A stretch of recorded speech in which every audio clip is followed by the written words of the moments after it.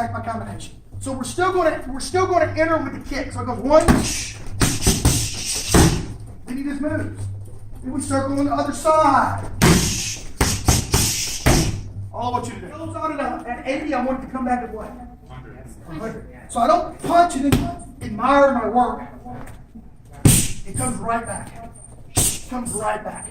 Does that make sense? Yeah. All right, go. Intercept his incoming movement. I don't do it passively like so many people do. They stiff leg it. They're sitting on nothing but ligaments. They're not pivoted. They're not putting their quad into play to be an absorbance for the movement. They think that it's a passive type of defensive move. Again, we don't do anything passive. We're attacking his movement. So when he comes in, I attack it. Now I just sit down with whatever shot that I want from here. And then you can follow up with your follow-up shots. Okay. See, this is already there, man. Boom, already going. All right, here we go. What hand do I hit with? That's the lead hand. In the foot and hand timing falls. If I put the foot over, what do I hit with? Rear hand. Yeah, so here, and that would be the cross. Okay, so tell your guy or your mid holder is tell you let's work on the front hand first. Okay.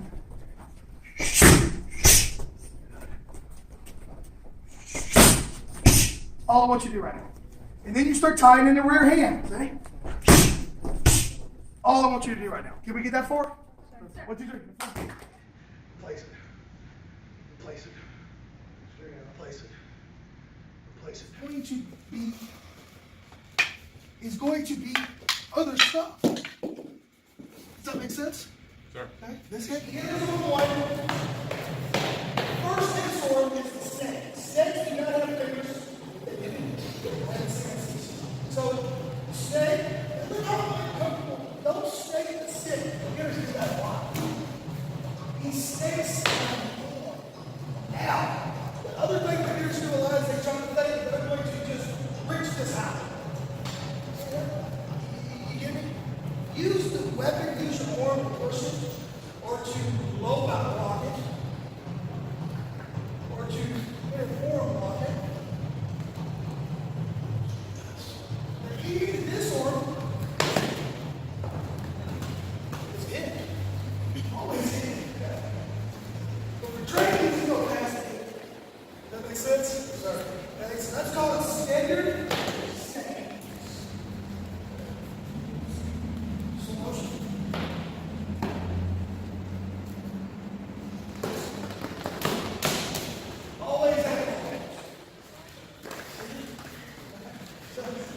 So I go here, I try to hit his head, he raises it. I aim for the foot. Try to get on the foot. He raises it. I go here,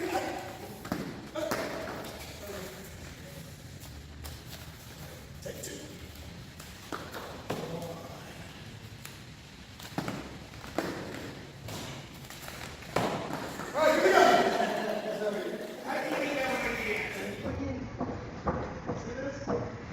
So I go punch out, and then the cross is right there. So I'm going from trapping range to kickboxing range. Follow me? So it goes in, slow motion, one, cross, hook, cross, this. Does that make sense? Okay? It's a lot more immediate response also. So when we do this for real, it would go boom, boom, boom, boom. That's the reality of what that's Jiu-Jitsu at its core. The rest is the art, right? You can go super slow wedge, stop it. Now, when I do this shot, the wedge is the eye shot. But if I run into something, that would be the next hit, obviously. Okay? But we don't have to make it combative right now. Right now, I just want you flowing with it. Wedge, slap it. Wedge, slap it. Wedge, slap it. Now, see this little hole here? That's where the wedge goes in. The wedge can be palm up. We call that tansa. The wedge can be palmed down. We call that junk style, or gong style, depending. And the wedge can be palmed down. We call it Bill style. I predominantly do this one because I'm trying to hit the eye. I don't want to trap. I want to hit the eye. I want to hit. So I'll let you decide where your hand lands. Watch. That's tongue style. Tongue. Tongue. See how it collapses? That would get, we'll get into that later, right? So for right now, that's all I want you to do, okay? He said one thing too. If you're messing up on it, typically the first thing you should do, slow it down. Especially when we work on compound tracking or compound techniques, which is more than one. Just slow it down. I have a tendency to do stuff so fast because I want to shock at all you guys, but in reality, in my personal training, and those that are around me a lot, I do stuff very slow, especially at the beginning. You see what I'm saying? I speed up progressively through it. Okay? Faster than Tai Chi. Yeah. So smooth is fast. That's the mentality. All right, don't make sense? Sure. So if he blocks the first one, he blocks the second one, I have to remove the boundary. And it would just keep doing that until I can finish the attack, right? Whatever that would be. Does that make sense at all? Sure. So if I do the G-tech and he retreats, so let's say I G-tech, he steps back a half step, and I'm just going to use the rail kick as so it goes 1, I'd have to go get him. Does that make sense? Sure. You can do a half step, full step, pendulum step, shuffle, whatever. I don't care. It depends on his distance gap. Does that make sense? I'm going to do the hook kick just as a point of reference. So it goes 1. See, no, I have to go get him. You can just step in and kick. You can shuffle off of one leg, which is just here. I don't care your delivery system, but the point is you have to follow that guy. Does that make sense? Sir. All right, finish up strong, and then we'll call it. Go. A process here. He goes 1, 2, and then he throws the hook. And when I catch this, what I do is we did this yesterday. I hook the here, and all I'm gonna do is blast this bicep with an elbow. You see? Now he's gonna hold that mitt right by his face, and here's the bitch slap back fist right across, and I slap the groin as I do. Right? Yes, sir. All right. So 1, 2, 3. See, there's the groin slap from there. One more time. So 1, 2, 3, 4, 5 to break the balance. See, overhands there. Hook, cross. He steps back. Kick. So we're here. There. That's fine. There's your disarm. I want you to cut through with it. You hit the body. Hand goes up. There's your fulcrum. See it? There's your lever. The hand goes up is what makes this work. If the hand's not up, look what happens. So I hit. If that's a blade, you can see bone. I mean, you know, it would probably lock that thing in anyway unless I cut through with it, right? So I hit and glue. I go up. The key is the round step. And then it's add your shots. Okay? You want to give it a shot? Yes, sir. You want to see this? I penetrate through the target. I push off the target. I don't do this. I don't go. Not for this kick. So I hit him as soon as the impact is felt. Watch what my hips do. They kind of reverse. Does that make sense at all? Push off of it. All right, punches work really good when their head is here. You see it? Not so good when they're on their feet, but when their head's here, punch all you want. So I'm here. Punch. I punch. He blocks it. I scoop it. And I go back to punching. Try it. 1, 2, 3.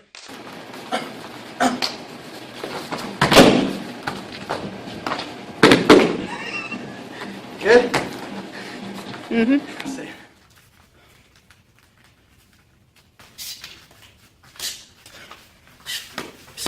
Roll the base, jump in. Just listen.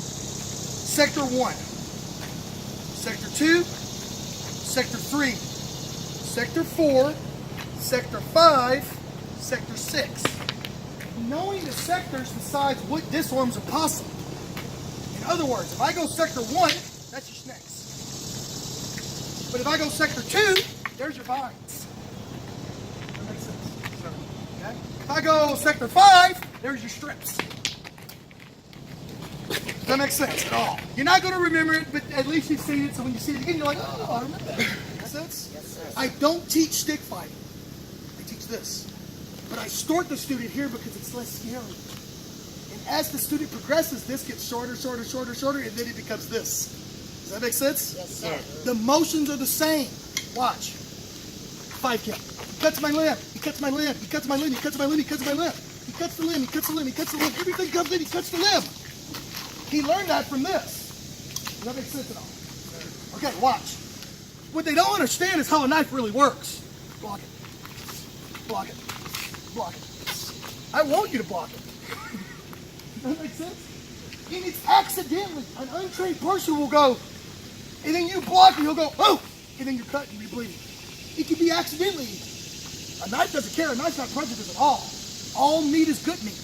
All right, so very similar thing. We're just going to step, double jab, cross, you see? So it goes, see? Now from here, I'm going to just step back in, cross hook, cross, and then 2 kicks, see?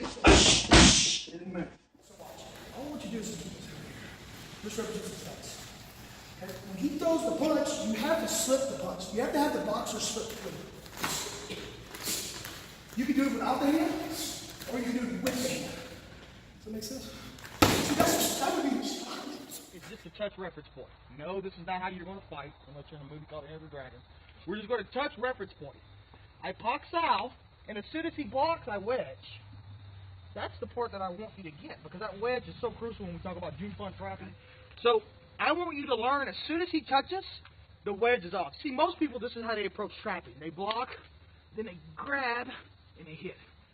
Well, that sounds great, but this is the problem with that. If I go to grab and he moves the hand back, I've lost it. The wedge is like water on a duck. Watch. He moves the hand back, beautiful, I pock south. If he steps forward, beautiful, I lock south. It's a sensor. It gauges his movement. Because who decides what you do in a fight? The attacker. The attacker does. Does that make sense? Unless you get a preemptive, which tomorrow, the first class of the day, the fight conference program, we do a lot of preemptive striking, which is just maybe hit and then go, right? So that way you dictated it. But as soon as he blocks or gets to the fence or puts his head up, now the way he responds is which will be your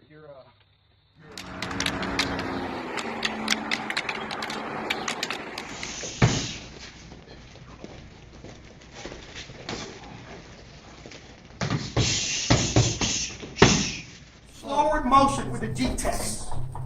I'm just going to I want to don't do a Ninja Warrior where I kick and kick again like I'm at some competition. I let it touch, and then I launch it again, and then I fall right back into place. First one.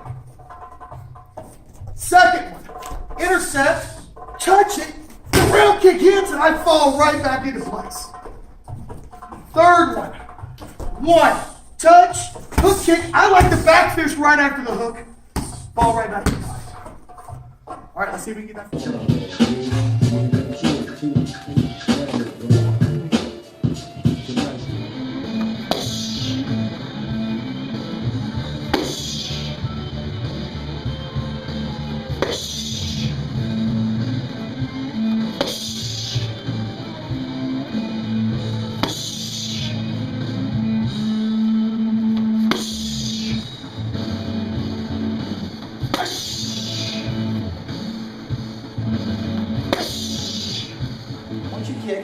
You want the kick to come down and you want to bend your knees and settle right back at your starting point. You don't want to kick it back up. You don't want to quick kick and really fly off course. So if you watch my legs when I do this, I'm right back into where I was. Right back to the fin, right back in the pocket. Okay? Okay?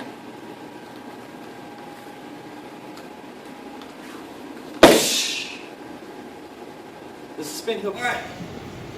Grandmaster Bob Horton told me this when I was blue belt. This was some of the best advice I ever received. I was having a horrible time with spin heel kick, a horrible time. And my mom used to drop me off at school. I was like a martial art addict. Still am. But she would drop me off at school probably because she didn't want to, she wanted them to babysit me.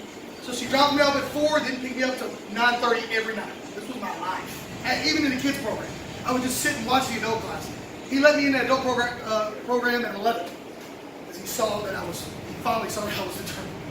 So at blue belt, I'll never forget. I wasn't getting it around fast enough. This is what he told me.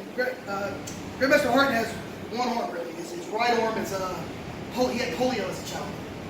By the way, this is also his instructor also. So that's kind of how we met. We both started with the same guy.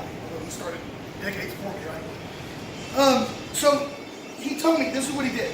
He says, what I want you to do right now, he picked up that little arm, he goes, I want you to swing that arm, don't even worry about the other arm. He says, just swing it as fast as you can. He goes, and when you get good at that, shorten it up, just swing the elbow. When you get good at that, shorten it up, just swing the hip. Does that make sense? So velocity is important. When you learn to cheat the velocity, that's when you be able to pull it off. That make sense? Sir. All right, go. We have a bro foot, but we'll kind of warm it to it. So I just want you to do this. Then you do jab cross. Then you do jab cross tight cover. And then you circle. So that's the cadence of it. It's a very rhythmic type of thing, right? So we're going to go jab, jab, jab cross, jab cross, tight cover cross. That's one. This is going to really get your blood flowing, your coordination back, shaking some of that rust off. Keep your heads up, your jaw down, look through your eyebrows.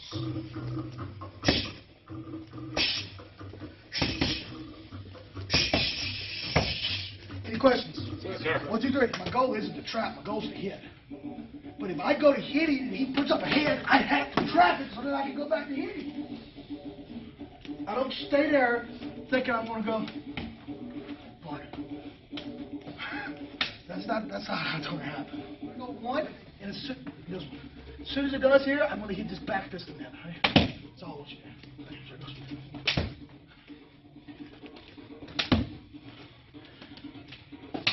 That would be follow-up shot. But right now, I want you to, about 10 times pass over, very basic. One more time, watch. So it goes here, look at that circle. Watch what my arm does. See, don't move. This is what I'm trying to do. Or that's really, in reality, that's what it would be.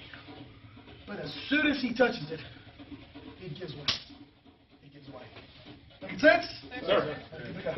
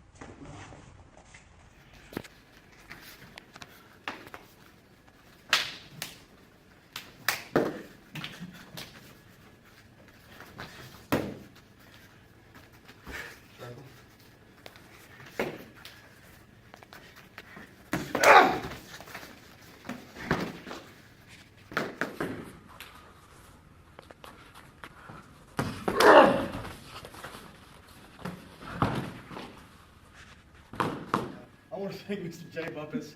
You guys don't.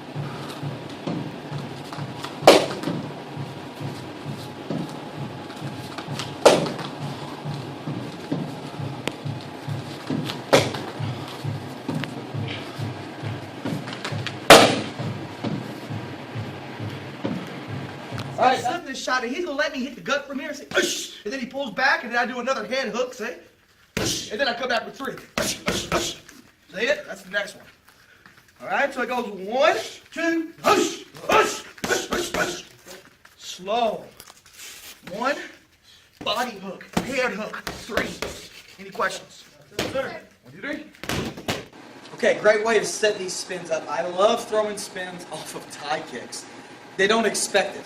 And what's beautiful is, once you throw the tie kick on the way back, your momentum's already taking you in that direction. You might as well throw the kick. So, as I said, we want to work on accuracy. So this is throwing the spin kick barely past his face. If I can hit his mustache, I will. Okay? So, you go to tie kick. Then we'll do it again. Mr. J is one of my greatest actors here that we try to do a little role play for you guys.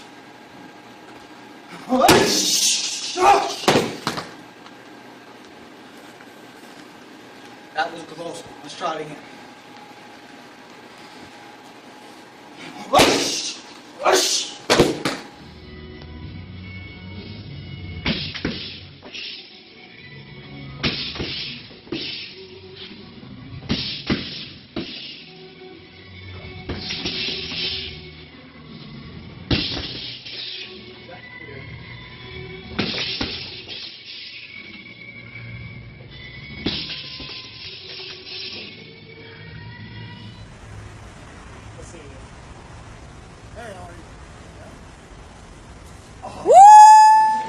All right, Todd, get something ready.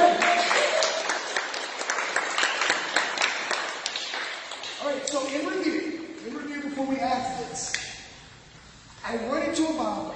I'm trying to punch, put it together. That's what we're trapping you now. Does that make sense? Okay? So from here, I box out, wedge, slops out. Look at the back. Remember I told you when to punch?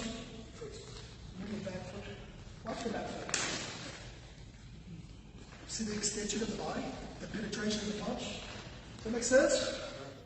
Okay, guys. So, from the Bajong stance, first one I want you to do is the step and slide. Okay? All I want to do is step a few inches with the front leg, and then I slide the back leg. So if it's 6 inches with the front leg, the back leg replaces it 6 inches. Okay? So, it goes step and slide back. 1, 2, and back. 1, 2, and back. I'll show a side view here. So we're going to step and slide. Step and drag, I usually tell the students, because it makes them understand that we're dragging that front leg. No, I don't want you to tear up your floor with it, but we're pulling it back into position, okay? The Bajong is nearly always the common denominator in Jeet Kune Do. No matter what footwork we choose, no matter what position, even if we have to switch leads, the Bajong remains the same. So even if the Bajong is one of the hardest components of Jeet Kune Do to master, it's actually one of the most basic concepts. The Bajong never changes. So I'm here. Step inside, retreat. Step inside, retreat. Show a different angle. Step inside, retreat. Step inside, retreat. All right, give it a go. Branch down. Same principle. The hits are there, obviously. Staple. Bring high as you can. Need it. Use your head as a post. Leg under. Twist. There's your lock. Practice that. I grab the shoelaces. If it was straight, the kick would be there, obviously. I fake it, I go. I hit. I lay back on this shoulder. Tight knees. Foot tries to touch my other shin. Grab my own fist and start ratcheting. Now, if you also, you can use the web of the hand to secure, and you also, I'm trying not to put this on so fast because it's very, very, very painful. You okay? You ready? Breathe. And you have a great ankle break from there. Give it a shot. The reality of it is it's cutting the limbs. See, we cut the limbs. We don't swap licks with sticks. One of my terms. When you hear other people use it, no, it came from me because they're starting to use it now on YouTube. It came from me. I was using that 10 years ago. We don't swap licks with sticks. All right? We get the limbs. And then if I need to go in, we will go in and do that later on. And we got a whole bunch of stuff we can do from there. Does that make sense?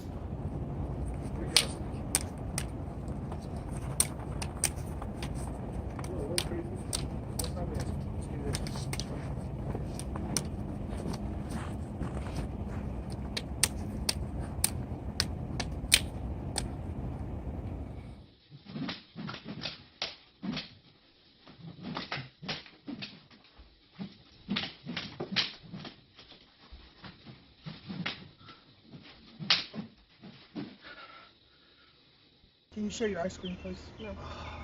Okay, hold on. Really? Can I have some? What?